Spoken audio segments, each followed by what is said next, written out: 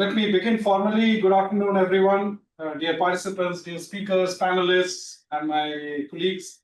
So on behalf of Alliance for an Energy Efficient Economy, that is AEEE, it is my pleasure to welcome all of you to this webinar on future-ready cooling, passive active synergies driving net zero transitions. We promise to keep this webinar as interactive as possible for all the attendees. My name is Ritok Broto. I'm a senior manager at handling industry engagement at AEEE, and I'm joined by my colleagues. On your screen, as you have seen, Pramod Kumar Singh, he is the Senior Director, Research and Programs. He has joined in online. To my right, I have Ranavir Pratap Singh. He is the Principal Research Associate. To my left, I have Bhairav, Deputy Manager, Membership and Training. So a very brief introduction. I'll request my colleague to please share the screen.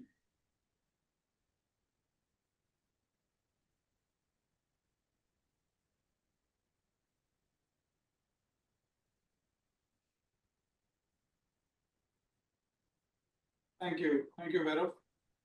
So could you go to the next slide, please?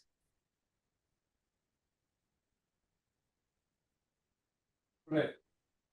So the slide that you see on your screen is an overview about AEEE as an organization.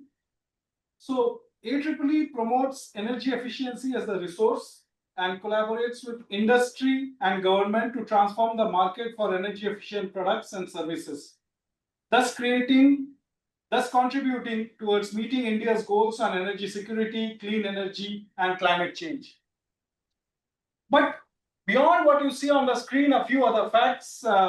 So we are a premier industry-led research organization, and that's what segregates us from any other think tanks. So if you see the number at the bottom, when we say industry members, as of today, we have 79 organizations as industry members, all of whom are directly or indirectly benefit and contribute to the research projects that AEEE undertakes. So in fact, membership is our core strength. And that's what, as I said, distinguishes us from other similar civil society organizations.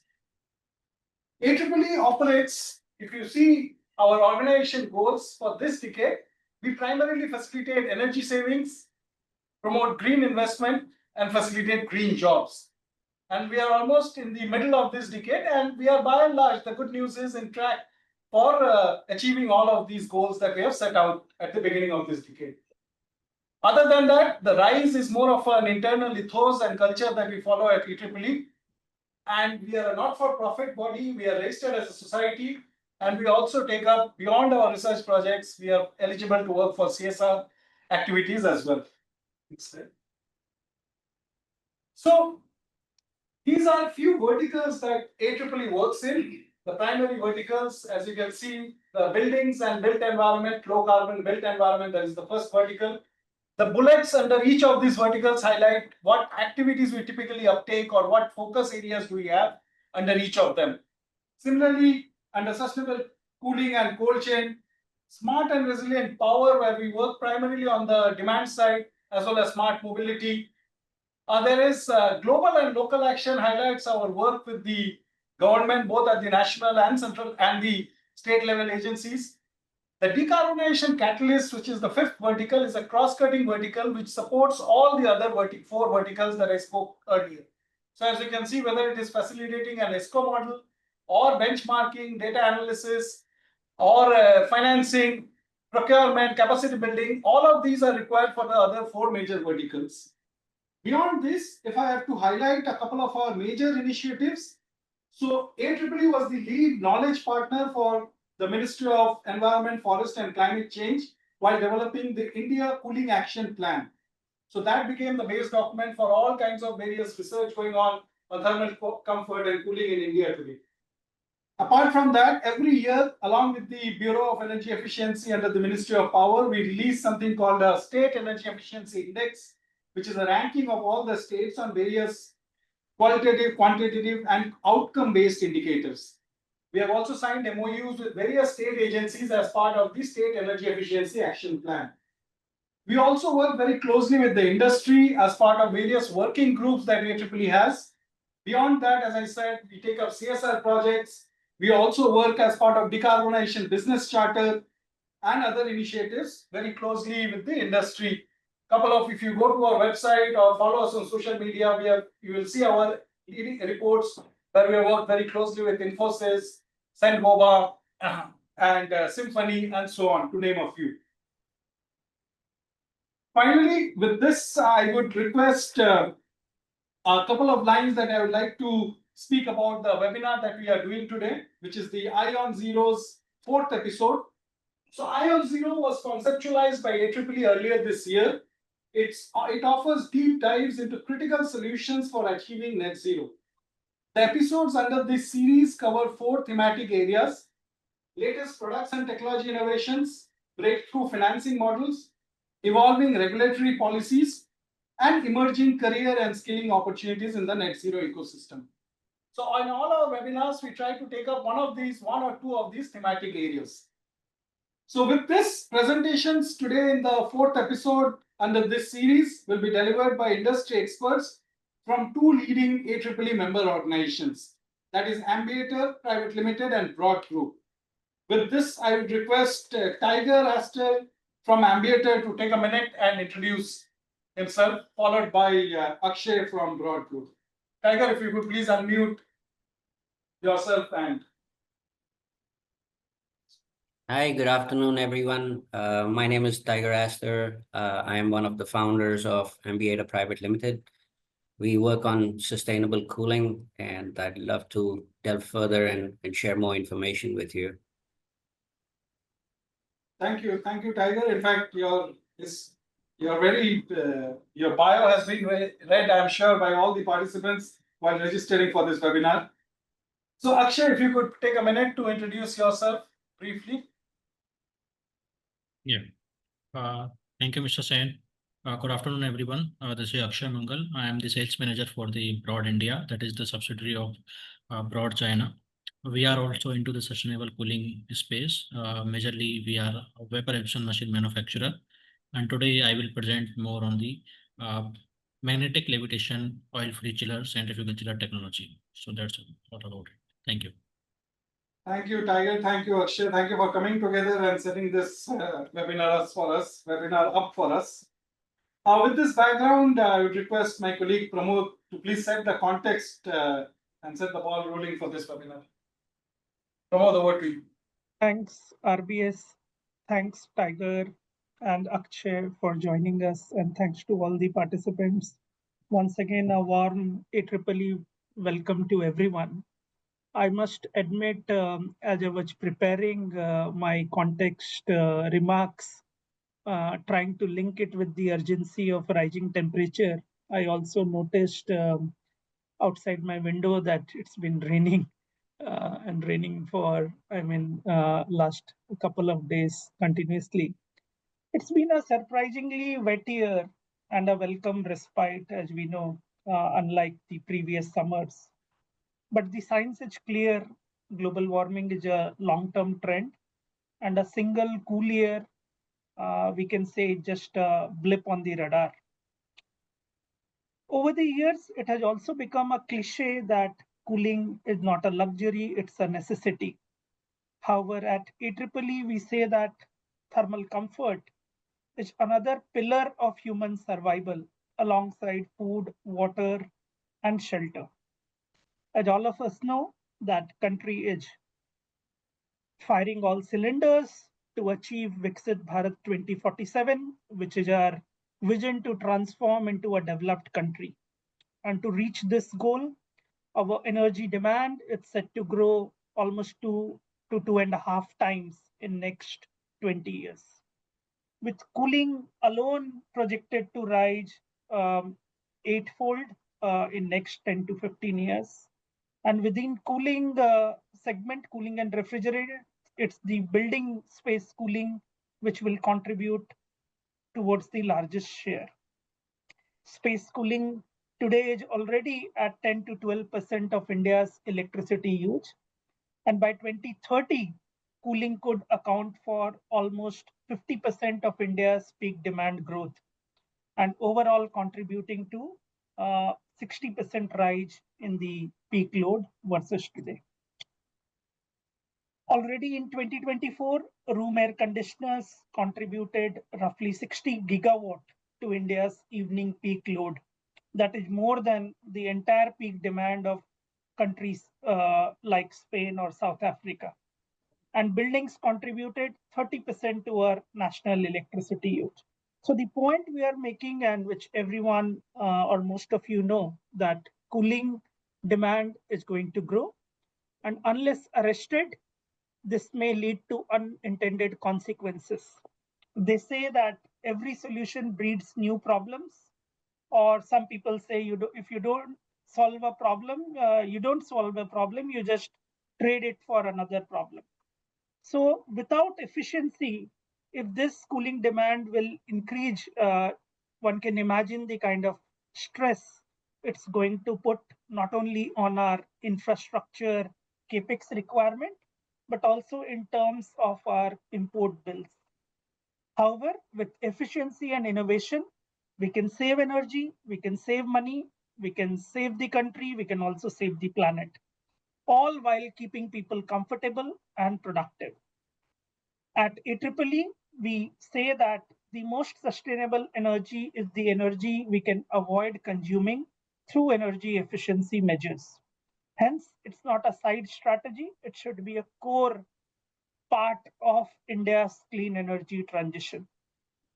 Consider the fact that energy efficiency alone could account for more than 1/3 of the emission reductions required to reach the international climate targets. This is as per an estimate of IEA. Now, when we talk about cooling, efficiency is not just limited to operational savings. Energy efficiency can also unlock savings in capital infrastructure, in capital investment, if we design the system smartly, size it correctly, and if we combine passive and active measures. So it's not just an extra investment that energy efficiency entails, it's a reallocation of capital from one area to another. And that brings us to the focus of today's discussion, where our speakers are going to spotlight on two important aspects of future-ready cooling. First is passive to active, where we'll explore whether our strategies should lean towards mitigation or adaptation in a warming climate, the challenges of relying on passive design as outdoor conditions worsen, and how we must start thinking about thermal comfort, not just as a space temperature, but also the overall occupant experience. The second part we are going to explore, which Akshay also mentioned in his introduction, about a new type of chiller. And this chiller can operate at very low loading or at a very low level of part load consumption. These systems offer significant savings over the conventional chillers, requires less maintenance, has a very smaller carbon footprint. So we are delighted to have both the speakers who will share their perspectives on how passive and active synergies together can drive net zero transition. I want to conclude by saying if we make it easier for people to do the right thing, then they are less likely to do the wrong thing. So through this webinar series, we are trying to create awareness, we are trying to dispel doubts. Our speakers will show proofs and case studies on various deployments, so that at the end of this webinar, people should not have any doubt with respect to doing the right thing. And let us not forget, if we are not part of the solution, then directly or indirectly, we are contributing to this problem of pollution. It's one of the most defining challenges that the humanity is facing, and together let's try and address it. So I look forward to a very engaging, inspiring session. With this, passing it back to RBS. Thank you, Pramod. There's a lot of wordplay. If you're not part of the solution, you're part of the pollution. Tiger similarly framed thermal comfort versus thermostat. So these are very interesting, the way the webinar has been conceptualized. So a couple of hygiene issues for all our attendees.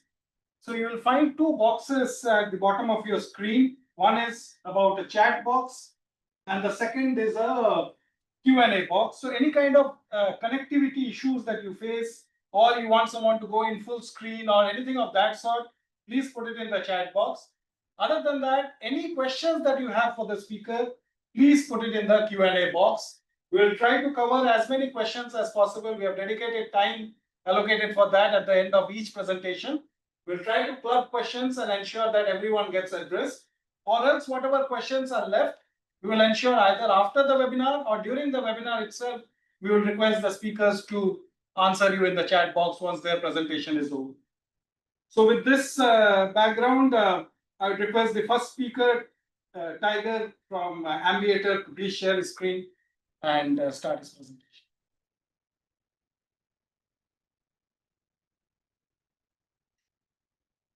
I'll let you know once your screen is visible, Tiger. Yes, we can see, and you are in full screen mode as well. Over to you, Tiger. Hi, good afternoon, everyone. Very happy to see quite a lot of participants at this webinar. So the topic we are talking about today is passive to active and bridging that gap to net zero.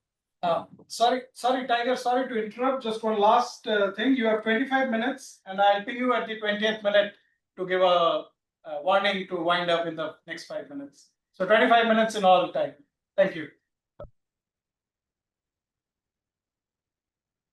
All right, so we have a massive challenge upon us. Close to 1 billion people have limited access to cooling, and on a warming planet, that is a serious concern for us all. Not just about being able to produce, manufacture, distribute, bring solutions to these many people, but at the same time, we also need to realize that are we at the phase of mitigation now, or are we at this phase of adaptation? So this is India's future. We are going into a much hotter zone that we have not thought about before. If you notice that map, we have a great deal of different problems happening all the way from the Himalayas to the south coast. Most importantly, what you see is that a majority of the segments have one big problem, which is heat waves. So how do we keep cool? That is the big challenge that everybody has, and I know we've been part of AEEE for a while, and this is one of the biggest challenges, not just for India, but also for the whole planet, truly speaking. So net zero allows us with every possible passive strategy that we can think about, whether it is enjoying the energy from the sun, doing rainwater harvesting, using wind energy, doing shading, using the stack effect for movement of air, using composting techniques, using recycling the water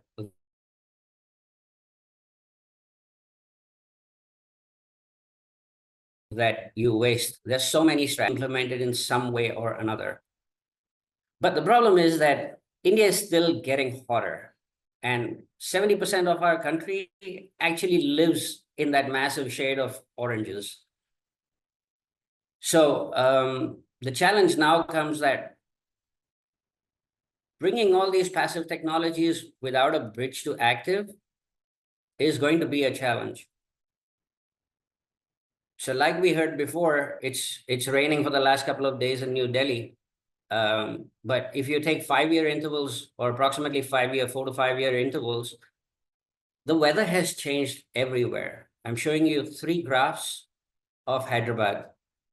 And 2015 to 2019, there's a shift in weather patterns. 2019 to 2023, there is a shift in weather patterns. 24 has been an anomalous year completely.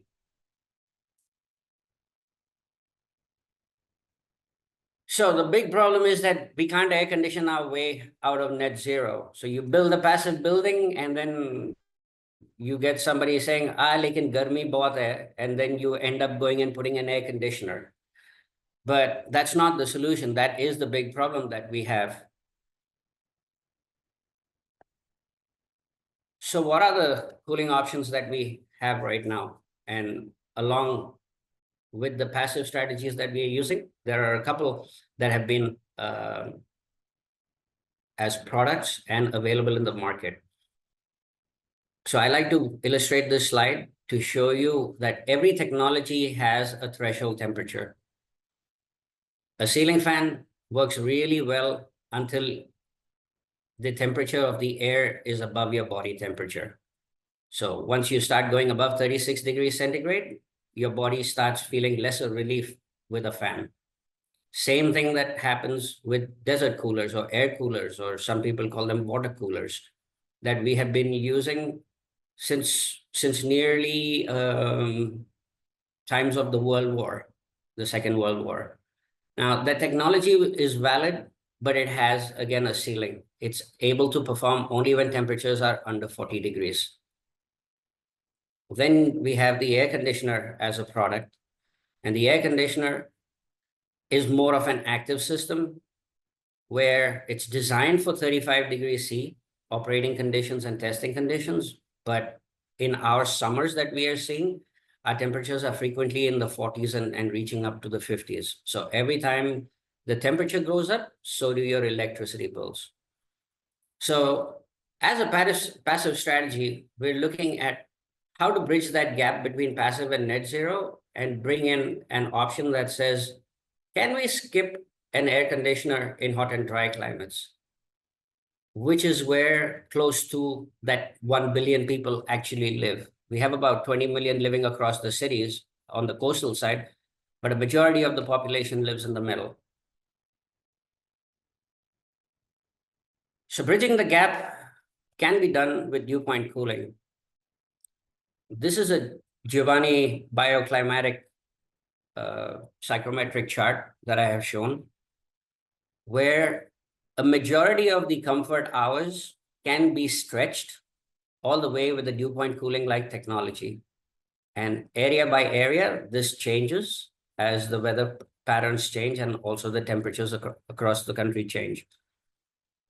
So getting our people into that comfort zone and talking about thermal comfort over thermostats is the fact that Indians have a mean average temperature of 26.5, 26.6 degrees C. So at that temperature, our bodies are extremely comfortable. Many of us find discomfort at 25. I know for sure that I find discomfort at 24 degrees C. My knees start to hurt. So as you see these variations, the way to move forward is to come closer to that 26 degrees C. And instead of staying with the standard of 24 degrees C of air conditioning, we can move up 2 degrees and go 26 plus minus 2. So we get the best of the both. So my company, we came up with a solution for dew point regenerative cooling. We built a product called Ambiator 750. This is a ventilative cooling system for thermal comfort. We offer 26 plus minus 2 degrees. Each unit is modular, so it is scalable. So you can do 750 square feet, or you can do 7.5 lakh square feet with the same kind of a solution. I think the best part about it is that the energy use is very, very low compared to an air conditioner that we are typically using in hot and dry climates. So this unit is less than 1 kilowatt. It's actually around 700 watts for a 5-ton unit. So you can imagine that the kettle you have in your house actually consumes more power than the Ambiator here. No compressors, no refrigerants, so we are closer to nature. We are nature dependent. And like passive design, we love to supply air at a lower level, let the stack effect warm up the air, and then we exhaust it from the top. So when we talk about our carbon emissions, this kind of a product is able to avoid 25,000 kilograms of carbon in just 4,000 hours of operation. So that's one summer season plus 2 months on both sides. This is a technology that has matured over 40 years, and it has come to a level where we can predict how the system will perform. I've given you a table where I've identified the green, white, and the pink to red zones. Each of these zones can be handled independently. So when the air gets too cold, the ambienter can reduce its speed and reduce the air supply. The ideal zone is to supply between 18 and 20 degrees C. And the dark pink to the red zone is where we suggest using a combination of an ambienter with a fan, similar to what we've been hearing from Bureau of Energy Efficiency, from AEEE, from many of the others, that, set your temperature at 25, 26, use a fan with it. We also suggest the same thing, because air movement creates that comfort even at 28 degrees C.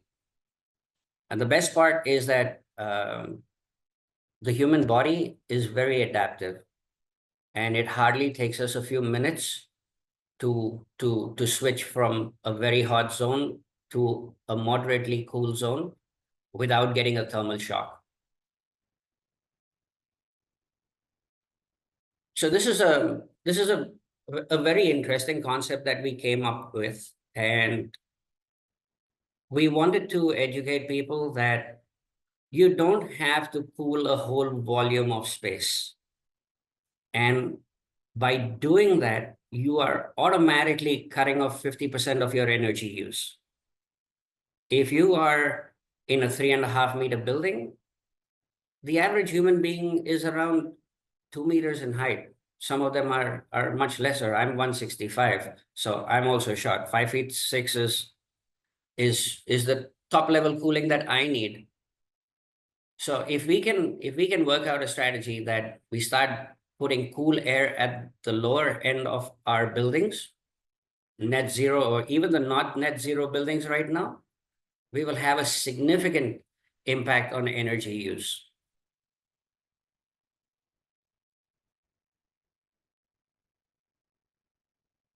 So all this leads to, I like to call this EABC. It's enhanced ambient building connectivity, where you are enjoying what nature has to offer you as much as possible, and you go into other modes of either cooling or heating only when the temperatures outside what nature offers do not permit you to do so.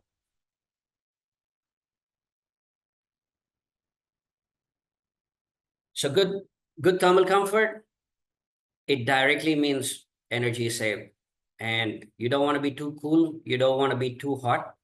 So coming into that sweet spot of 26 plus minus 2 degrees will save India a lot of energy and also keep our grid stable. So these are our projections from the IEA about the energy use. India has the highest new demand, and our role as a company, as innovators, is to bend that curve and even go below the efficient cooling scenario. That's what we should be aiming for. And I'd like to end over here and be happy to take any questions that anyone has. So remember, please, net zero is possible. And you have my contact information on screen. Please take a screenshot and you can get in touch with me, and I'll help you in any way I can.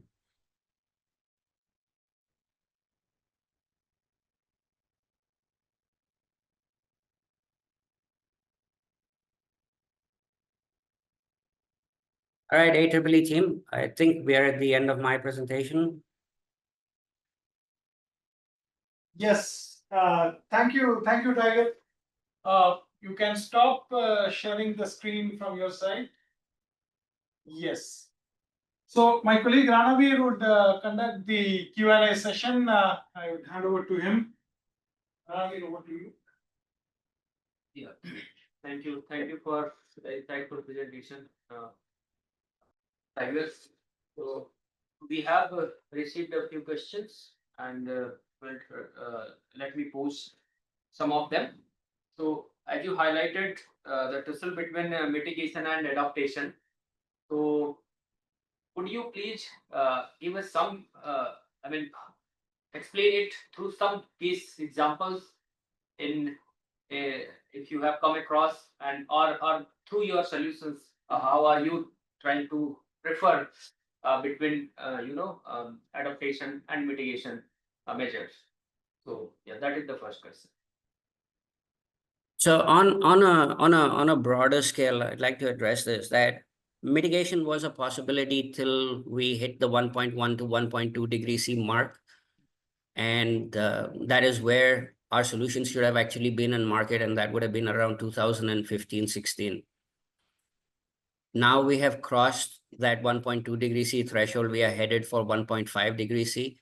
And the delay in bringing in newer technology and the mass adoption of it is one of the reasons why we have to why we actually find ourselves in the situation that we are already in that adaptation phase, where now we have to use all the solutions that we can get our hands on to try to stay below that 1.5 degree C mark.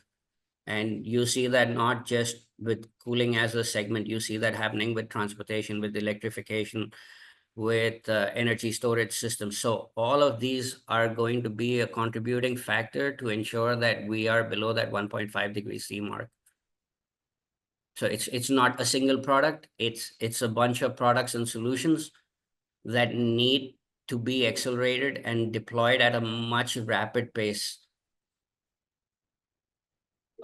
Thanks, Tyler. If I may, we got this mitigation, adaptation coming into the jargon probably a few years back, 4 or 5 years back, and I had to read up a few things to understand the strategies in detail, what falls under what. So just to take a step back, if you could take one example each, that okay, this is what falls under mitigation, and this is a strategy that falls under adaptation, and probably how one moves to another. That okay, now like you said, the days of mitigation is almost over, and we are almost now forced to focus only on adaptation. So if you could just, because AEEE's audience profile that we see in a typical webinar ranges from academia students to a very high industry key decision maker. So understanding, as we have to address all of them, if we could just go to a basic level and explain with a couple of strategies the fundamental difference between a mitigation strategy and an adaptation strategy. Look, one of the primary mitigation strategies that I look at is transportation and mass transit. So whether it's your metros, it's your buses that move 60, 70 people at a time, those are the ones that are truly mitigating. But what has actually happened is that while that is progressing and takes longer, a lot more automobiles have been brought into the market. So just as transportation or mass people movement, we could have been much faster in deploying public transport across the whole nation. But we slowed down our pace, and projects take longer cycles.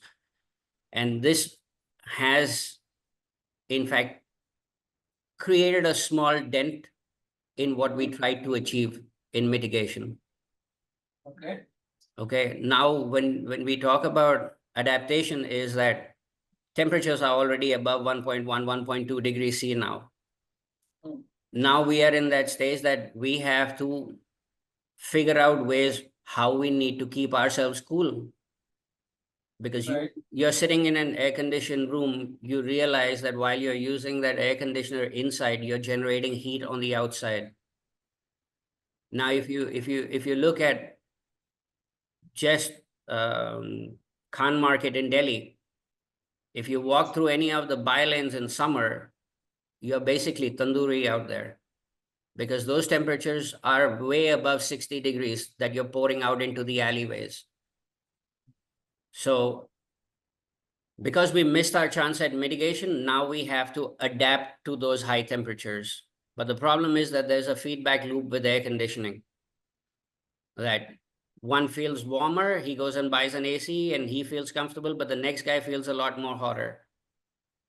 And then he buys an AC and then now the next guy beside him feels a lot hotter. So if everyone continues with this trend, we end up with urban heat island effects that raise the temperature of our cities. Right. And right now we're seeing tarmac temperatures in summer. We saw them at close to 65 to 70 degrees C. We've seen the damper melting on the road. Many have actually experienced it. So, Sure, thanks. Yeah. yeah. Yeah. So, we have received a few more questions and, yeah. So one basic question is that, Tiger, how your solutions are different from direct evaporative cooling plus indirect evaporative cooling. I mean, integrated in an integrated mode. And also you can touch upon the desiccant-based cooling systems. And say the second part of the question. Desiccant-based cooling systems. Desiccant-based cooling system. Desiccant-based cooling systems. Okay, so direct evaporative cooling is what we've been using forever, whether it was the cuss curtains that we've used by spraying water on it, or the evaporative coolers that we have been popular in India since the 40s and 50s.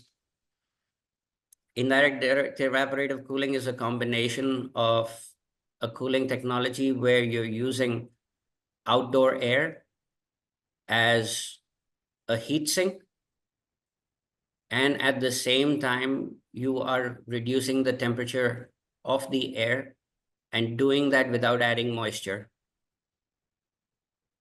Okay, the same theory but slightly different process is used for dew point regenerative cooling, where you're not using the outdoor air as a heat sink.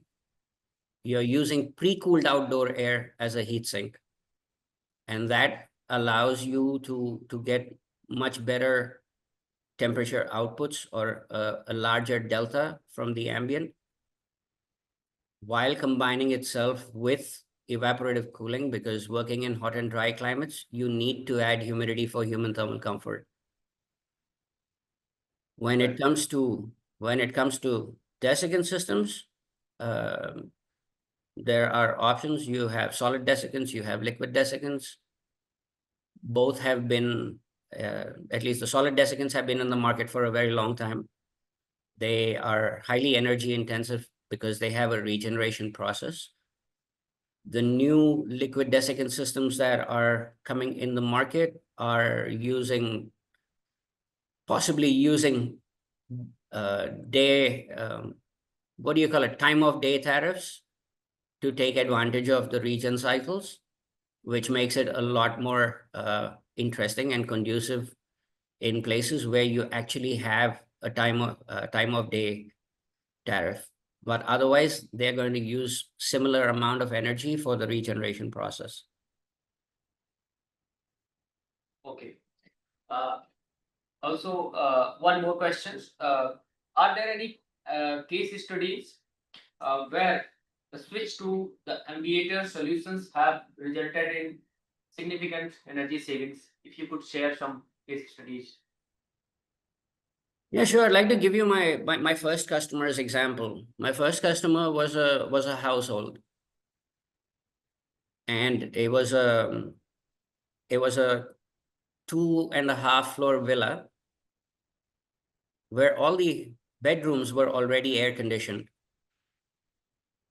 But this villa is located in one of the hottest parts of Telangana, where temperatures climb to 44, 45 degrees C, and they sustain at that temperature for weeks. So what we did was we put in an ambienter system and we cooled down all the common areas. While the bedrooms were still having air conditioning, all the common areas were cooled with ambienter. To cool that same area that we cooled with the ambienter would have needed about 6 to 7 tons of air conditioning and would have been consuming around 7.5 to 9 kilowatts of power every hour. And that is at regular temperatures. So when we're talking about 44, 45 degrees, you're looking at crossing 10 to 12 kilowatts per hour. So we did that job with ambienter. We did external ducting. We did flush jet nozzles in the wall, so it was not intrusive into the space. And we got down their energy use to less than 1 kilowatt of power. And our promise to the customer was to offer them thermal comfort and a reduced thermal shock when moving from AC to non-AC. So looking at that 7.5 to 10 kilowatts to 1 kilowatt, that's nearly a 10x reduction in energy use. Fantastic. Yeah. Thank you. So the last question, what do you see as the biggest barriers to mainstreaming the passive first approach, basically in building sector, and to transition towards low energy cooling systems? And what are the strategies, according to you, should be adopted to accelerate, the systems which consume less energy with the sustainable prospects? So that's a great question. So look, a majority of the architects and sustainability consultants working in the field of net zero and working in the area of passive buildings are doing an amazing job already. And I salute all of them for taking up that humongous task of telling their customers, educating them कि AC mat lagao. Okay, so the way I look at the adaptation of low energy cooling technologies into the market is that these very same people who are designing these amazing passive and net zero buildings start looking at alternative cooling technologies and not make air conditioning their first product purchase. That I think would become a key enabler for low energy cooling systems to actually become a very formidable share of the Indian market, and especially because of its ability to go completely off grid. That would mean that our grid security is also established and maintained. Yeah, thank you, Ranavir. We have just run out of time. Tiger, if it's okay with you, once the other presenter starts, you might like to take a look at the Q&A box. If there is something that we have missed taking up, you might like to answer it there, if it's okay with you. Sure. Or else, the case study that you mentioned, Tiger, of course, due to lack of time, I can understand you didn't share it in your presentation. But if it is something that you feel you would like to share with the attendees and you can send it across to us, we will be glad to circulate it, an installation case study of Ambienter at any of your client sites.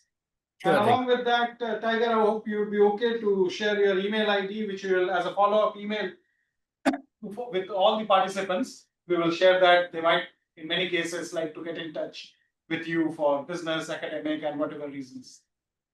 Sure thing, and thank you for the opportunity. It's a pleasure, Tiger. Hope you will be with us for till the end of the webinar. With this, Akshay, I hope Tiger has set some kind of context for your presentation. And we are all here to understand the latest product that Broad has and what the market has to offer for the Indian HVAC industry. So over to you, Akshay.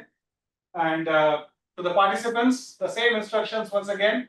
Please put your questions in the Q&A box, hygiene stuff in the chat box. And Akshay, 25 minutes for you. And at the 20th, I'll ping you. Thank you. Over to you, Akshay. Please share your screen. I'll let you know once it's visible.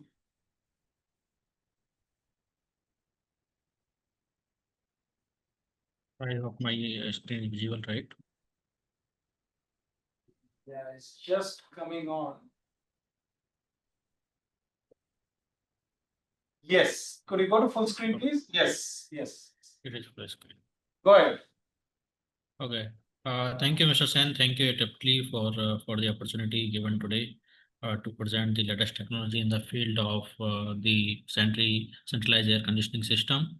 So I thank Mr. Pramod also and Mr. Tiger also to setting the context for the passive cooling and how we can decarbonize the cooling sector. So one way is to generate more and more power, and second is to how we can save more and more energy, right? On the both different, you can say both are standing on different end. So in terms of like centralized air conditioning systems, there are different kind of technology. One is the screw chiller, then we know about the scroll chiller, then centrifugal chillers. If you go into the centrifugal chillers, now there is a latest technology that is power efficient magnetic levitation chillers. So in oil-free magnetic levitation chillers, it is centrifugal levitated or magnetically levitated compressor we use, and those are highly energy efficient, have very less maintenance, and in a longer run, they serve the purpose of less power consumption also. So at Broad, generally we are the market leader for vaporization machines, PEM machines in the market. But because now the gas prices are increasing and climate change is there, so our chairman thought of introducing oil-free chillers in the market with the compressor technology is imported from different makes like Danfoss and the media. So this is how we are providing a VAM chiller and the electrical chiller, that is centrifugal chiller, with the pump set systems and the Danfoss compressor or media compressor. So if you compare, this centrifugal chiller, the oil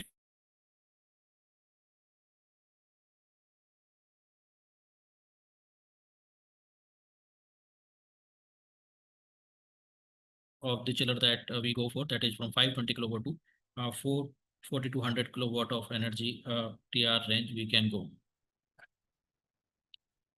This is how the chiller, entire chiller looks like. So we keep the chiller with the pump set system also, so that it will be a one vendor. So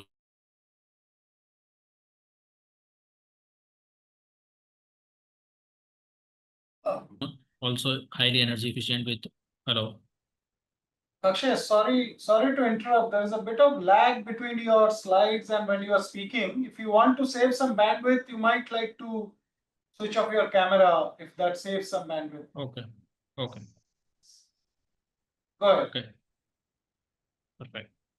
So when we talk about the energy efficiency comes with the overall efficiency of the system. So not just chiller, it comes from the pump set systems also, or from the end to end when we talk about the cooling tower also, and from the HU side also. So the entire energy efficiency can be maintained.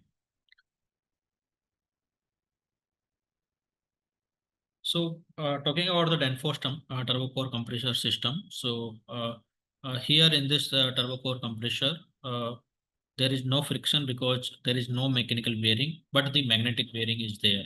So the shaft always remains in the air, and there is no friction to rotate the shaft itself. There is no lubrication oil, and the refrigerant that is being used over here is R134A, which is the green refrigerant. And there is double stage compression in this technology, so that in double stage compression it is more energy efficient, and there is less you can say centrifugal force being driven to run this compressor, and it is much more compact in the nature. It can be started with the 2 ampere small current also, because it has the soft starter. Also it has VFD systems, so that in the part load conditions you have uh, uh, less power load consumptions on the part load conditions. So this is how this magnetic bearing is working. The shaft rotates on the magnetic bearing. It is digitally controlled by 2 radial and 1 axial bearing, and it is highly precision position control to 0.5 micrometer. And position sensors provide real-time repositioning of the motor rotor 6 million times a minute, which is very high, right? And it has very precise timing to ensure that positioning is happening in that way. Why using magnetic compressor? Because there is no friction loss. Motor efficient more than 96% and 10% higher efficient. A stable operation is there, and for its high speed operation, it suits very well. There is no mechanical connection, so no lubrications are required. Because in conventional system, oil handling the oil systems is also a big problem. But here in this case, there is no issue like this. Because the impeller size is small, so we can achieve much better efficiency, and we can reduce the weight and reduce the centrifugal force also, and lesser the power consumption itself. So no lubrication and high efficiency, and more than 90% compressor breakdown is caused by oil system fault. So oil-free chiller is safe and more reliable. If I talk about the oil content rate and the efficiency loss in the system, so if suppose there is around 9 to 10% of the oil content is there, then the efficiency loss or the system output is around loss is around 15 to 20%. So by removing the oil systems, we can make sure that system is running efficiently throughout the operation years, and it is better. Again, oil content of the conventional systems over the period of time, there will be 15 to 20% losses are there, and we can avoid such kind of issues in the oil-free chillers. If I talk about the IPLV, so screw chillers, power consumption is around 0.6 to 0.7 kilowatt per ton, and centrifugal chiller stands about 0.65 to 0.75 kilowatt per ton. Broad का जो IPL जो हम Danfoss compressor के साथ देता है, that is 0.3 to 0.37 kilowatt per ton at 50% load. So because there are less parts, so it is more efficient, and handling is very much easy in this case. Rotor shaft and impeller is levitated during rotation by digitally controlled magnetic bearing system. So more parts means more fold points, less is more. Broad power efficient because a single compressor is of around 200 TR. So suppose if you are going 600 TR chiller systems, so what we can do, we can put 3 multiple compressors. So even if one compressor gets into the breakdown condition, you still have 2 more compressors. Or what we can do, for 600 TR, we can put 4 compressors. Capacity is around 800 TR. So if any compressor fails down, there is another standby compressor is there to take care of the breakdown conditions. As I earlier said that the refrigerator is green, is no poly. Noise level is also very less in this case. In case of oil-free chiller, that is less than 65 decibel. If you compare with the conventional system, so you have to deal with a lot of mechanical items, motor shaft and everything. So but here in this case you can avoid, even you can avoid the oil filters and everything. The compressor design life is 30 years, which is again better than the conventional systems. Minimum maintenance and sensors in a design. And also this is a plug and play kind of design where you need not to worry about multiple joining and other things. Here is the comparative study of the, if you go for the conventional system, so what kind of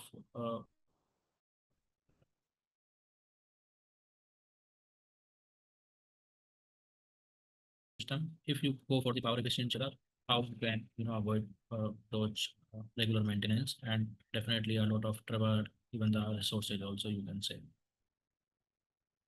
Because we come from with the WAM sector also, so we can provide a solution which, if you have the waste heat available, so WAM plus power efficient chiller for heating and cooling.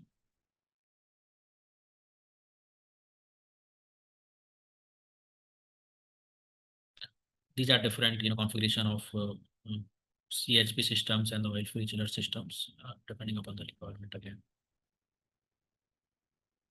Again, if you have the waste heat, exhaust, or anything which we can recover and provide the air conditioning. From this system also, this system can work as a heat pump also. So not just chill water, even the heating water also can be provided from our system. This is the economic analysis for the, if you compare with the air cooled chiller with the power efficient chiller, that is water cooled.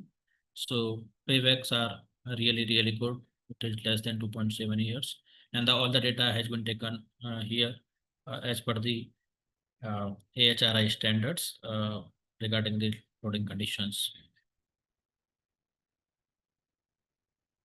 This is the economic analysis, like in the lifespan, saving energy of for the 13-50% per year, and within 2 to 5 years, we can get the payback of the system very easily.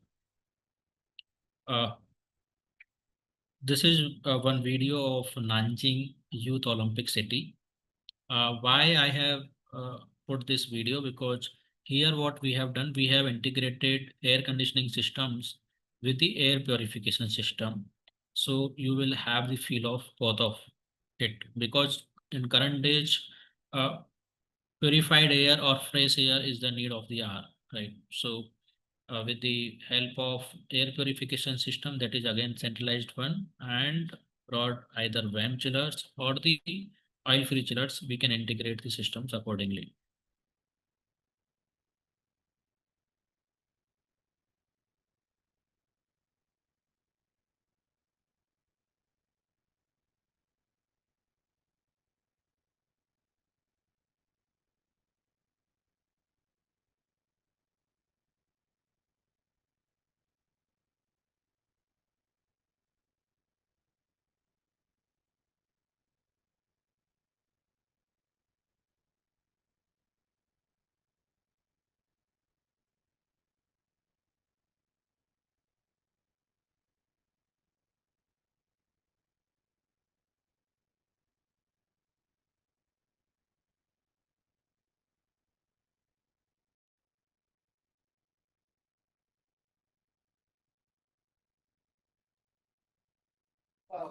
Akshay, we will share this video if you forward to us.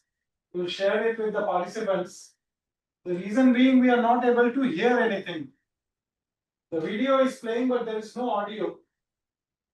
Okay. Let Yeah. us run it, and I will share the copy of it to you so that you can circulate it among the participants. Okay. So let me give the understanding on it. This is Nanjing Youth Olympic City. So this has been created for the Youth Olympics in China. So what we have done over here, that here there is no cooling tower, so the cooling water is taken from the Nanjing River. Uh, the, the Nanjing River is working as the you can say cooling tower, and here we have put WAM plus oil-free chillers and the air purification system also, and we have taken some of the waste heat from the nearby industries also to power it, and the air purification system comes with the fresh air units. It means like we are taking the fresh air from the outside and providing into the closed buildings, because currently a deficiency of fresh air inside the closed building is a major issue, and due to that there is high content of carbon dioxide inside the buildings, and due to that there is a lot of breathing issues and easily tiredness. Such issues arises because of the closed buildings, right? So we have made sure that yes, with the fresh air units, which has the electrostatic filters and the HEPA filters also, with the fresh air units, we have taken the fresh airs from the outside And with the help of heat exchanger also, we have made sure that yes, there should not be the heat flow also. So such kind of systems we have.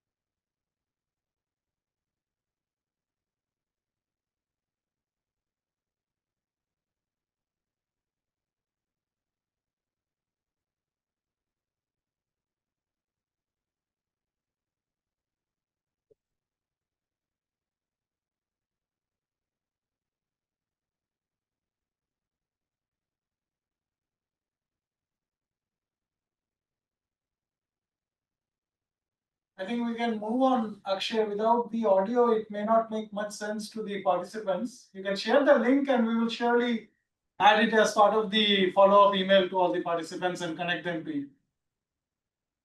Can you repeat what are you saying? Yes, you are audible, but the video is not audible. Okay, okay. So I will share with you, and you can circulate among the participants. Sure. So here are the some of the case studies that we have done. That is one of the best in Shenzhen mansion hotel. Here we have provided VAM plus oil-free chillers, and oil-free chiller rated COP is 6.2 and IPLV is 10.6, which is higher than the conventional systems. And then we have another case study where again we have provided the combination of VAM plus oil-free chillers, and chillers has been operated for 2 months and the energy efficiency rate reach up to 62.2%. Then again, Youth Olympic City, which I just played the video, and it has multiple type of chillers with the oil-free chillers again, and great kind of great energy savings has been done over here. This is one of the aluminum group company where we have provided oil-free chillers.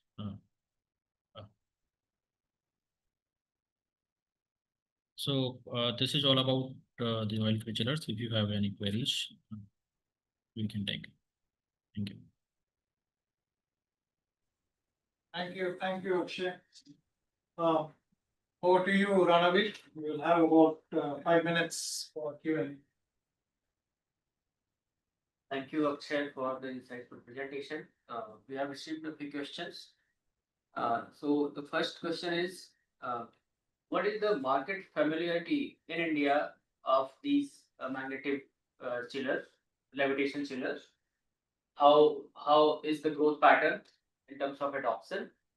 And are there any installation in India of these chiller in commercial or industrial installation of these chillers in India?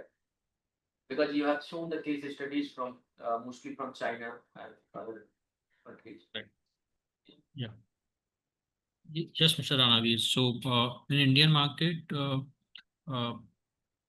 market is adopting this technology day by day. Now the installations are increasing, not just from abroad, from other suppliers also. Right? And if I talk about our installations in Indian market, so recently, we just launched this product in Indian market. So, but in China, in Indonesia, in Bangladesh, in USA, we have many installations which can be taken as a reference. Okay. So are there any challenges to use these magnetic chillers during power outages or voltage fluctuations? Uh, as such, no, because so the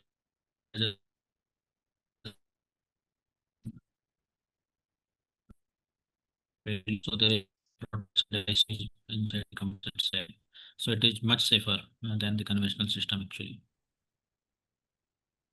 Okay. And what is the minimum and maximum capacity of tonnage So of the? yeah, we are offering from 100 TR to 200 TR single unit systems. Okay. And can it be applied in small commercial buildings as well, other than industrial building? I mean, industrial. Yes, many. Like we have provided for the malls, for the offices, for the hospitals, right, and definitely for the industries also. Okay. So, could you please highlight basically the key challenges or the barriers in increasing the adoption of such kind of chillers to the Indian market? I think one factor is the price sensitivity itself, because this technology is on the higher side point of view. Other things, uh, once we will be more familiar with the market condition, then I will be able to tell you what kind of challenges we face in the market. But participating in one or two projects, I see price is the key factor, because India, on a larger point of view, like we are little price sensitive market. So one question is this product available under the ISPO model? ASCO model generally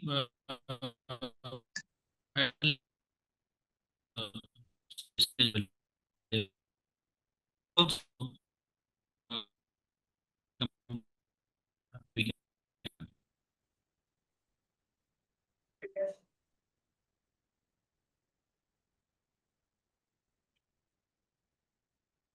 Akshay, your video is frozen and we can't hear you. So for ASCO model, what I was saying, that we have done multiple projects outside India on the ASCO model for the big projects also. For Indian market, we just had internal discussions with my headquarter. I think for Indian market also we can think of some, if there is some good credit history customers we can think of. Okay. There are some questions like price and other things. Perhaps you can take it offline. We'll connect with the Yeah. participant. Those Sure. will be taken offline. Just one last question. According to you, if you could name what are the two key enablers for scaling your solution in India?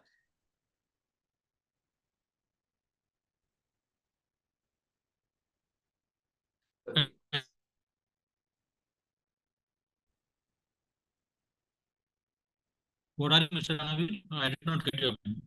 Yeah. So, Akshay, I was asking, according to you, what are the two key enablers for scaling up your for scaling up of these magnetic chillers adoption in India?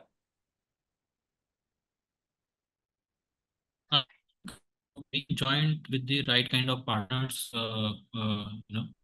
make it happen in Indian market to actually increase the awareness about such kind of technology first. That yes, such energy saving products are available in the market. So the awareness is the first thing, and then right kind of partners in the market make it happen. Okay. Thank you. Yeah, thank you very much, Mr. Ranavi. Thanks for the opportunity. Yeah, thank you, Akshay. What we will do is we'll connect you with we'll pass on your email ID to the participants. Mhm. There are few questions we would have liked to take them up, but one is lack of time, second is internet connection seems to be a little patchy at your end. But never mind, these things happen in today's world. So, but once again, thank you for the presentation, introducing a relatively newer technology in the market, and our best wishes to Broad and Ambiator. Before I let both of you go, probably I can bring in Tiger for one last time. Tiger, you heard the overall both the presentations. I mean, of course, you presented yours. You heard Akshay's. So both of you are trying to probably address the status quo, challenge the status quo. So, in your words, if I have to, pass on my role, wear my hat, and probably summarize the key takeaways, 2 or 3 key takeaways for the attendees in this webinar. So, from the perspective, and this is something you should speak not only from Ambiator's point of view, but probably a co-panelist who is bringing in a newer technology in the market. That what could be 2 or 3 takeaways for the attendees for the attendees in this today's webinar. Mind you, these attendees are some might be a student from the academia, probably a faculty, a mid-level energy engineer or an energy auditor, and could have been a key senior decision maker from the HVAC industry. Over to you, Tiger. I hope it's not a difficult question. It's a long question, but hopefully nothing difficult for you. Thank you for the confidence. So, no, Akshay, thank you very much for your presentation. It was really good. I have been following the Broad Group for a very long time now. I think I started looking at them in 2012, 13, 14, around that period of time. Their technology is very solid. We've seen the kind of projects that they have done, and I think that adoption of this kind of technology for India's buildings is also going to be an interesting uphill task, because we are so used to refrigeration that for somebody to think that there could be a possible alternative chiller solution for tall vertical buildings or larger sprawls of spaces, it takes a little bit of a mind shift change. There is absolutely no doubt in my mind that it is a technology that is definitely going to make headwinds in India. I would love to look at possibilities of actually even collaborating with them and hybridizing an approach, so it can make a lot more sense for a lot more people. So it's not just energy use reduction, but also help with the capex and ROI when it comes to high value products. Thank you, Tiger. That was very gracious. Akshay, if I may ask you, your one key takeaway which our participants could take from both the presenters, again, not only from your side, but what you heard in today's webinar, both the technologies, what should be the participants going away with the final thought? You're on mute, Akshay. You can keep your video off, but you're on mute.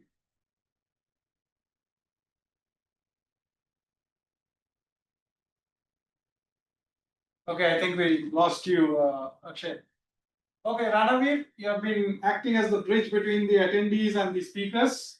Your final thoughts, one key takeaway, what participants could take from this webinar? Thank you, RBS.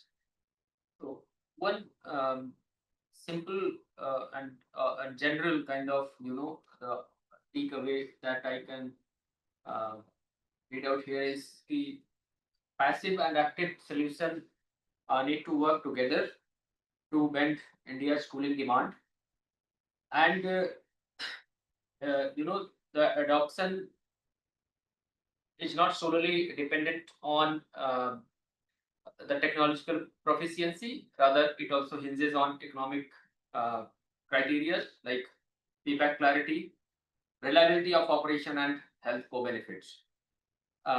In addition, policy awareness and partnership are the three tools at ecosystem level which can be crucial to mainstream these, the cooling system adoption. I mean, such type of sustainable cooling initiatives adoption, sustainable cooling systems adoption at a scale.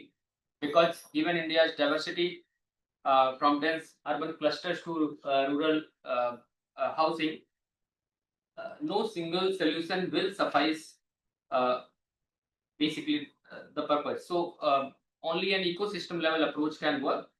So yeah, so the final thought would be like the only passive and active cooling systems must go hand in hand to tackle the bigger problem in the cooling sector. Thank you, Ranavi. That's wonderfully summarizes the presentations and the sessions that we had, the two presentations that we had today. So again, a gentle reminder to both our presenters to share whatever material and collateral they would like us to pass on to the participants. So especially for Tiger, the case study, for Akshay, the video. So we would be glad to curate follow-up email and connect you with your email IDs to all the participants. So once again, thank you, Tiger. Thank you, Akshay, for joining us as presenters in this webinar. We are privileged to have Ambiator as well as Broad as AEEE members. Speaking of members, AEEE members range from startups to consultancy organizations, educational institutes, leading HVAC players, and so on. So I'm sure a lot of you attending this webinar, we would be glad to associate with you in some capacity or the other. If you are interested, please check out our website, our social media. If you'd like to associate with us as members, or collaborate on white papers, syndicated research, co-curated events, sponsorships, we'll be glad to work with you. So as like I said, there will be a follow-up email in the next couple of days with further details and connecting you with all the speakers. If you have any follow-up queries for AEEE, please do send it across to info@aeee.in or membership@aeee.in. And apart from that, there will be another webinar under the ION Zero webinar series. There will be another episode in the next 15 days, and we will invite all of you. So thanks to you once again, dear participants, for joining right through and staying right through the webinar. In certain parts, I understand the connections have been a little patchy, but we do apologize for that, and we will look into it for the next webinar. So with that, I would like to conclude this webinar for today and wish you a very good evening.